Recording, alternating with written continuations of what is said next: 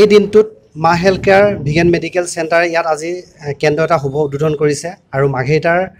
অতিৰিক্ত উপায়ুক্ত দেৱে আজি ইয়াত আহি পেলাই এই চেণ্টাৰটো শুভ উদ্বোধন কৰি থৈ গৈছেহি আৰু এই চেণ্টাৰৰ যোগেদি দৈনন্দিন এটা দিনত আমি 500 ৰোগীক চিকিৎসা দিয়াৰ ব্যৱস্থা আমি কৰা হৈছে ভিগেন মেডিকেল তৰফৰ পৰা আৰু ইয়াতে বিশেষকৈ চিকিৎসা গ্ৰহণ কৰি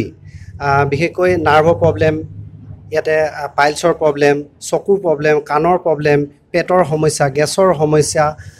pressure sugar thyroid uric acid এই সমস্যাবিলাক বিশেষভাৱে ইয়াত চিকিৎসা দিয়া হয় আৰু ইয়াতে বিশেষকৈ 10 দিন প্ৰথম চিকিৎসা কৰিব লাগিব প্ৰথম প্ৰাথমিক অৱস্থাত তাৰ পাছত 3 মাহৰ এটা চিকিৎসা দিয়া ব্যৱস্থা আছে আৰু এই 3 মাহ যদি চিকিৎসা কৰে 100 জন ব্যক্তিৰ ভিতৰত 80 জন ব্যক্তিয়ে সুস্থ হ'বলৈ সক্ষম হ'ব আৰু এই চিকিৎসা প্ৰণালীটো বিশেষকৈ আমাৰ অসমত আজি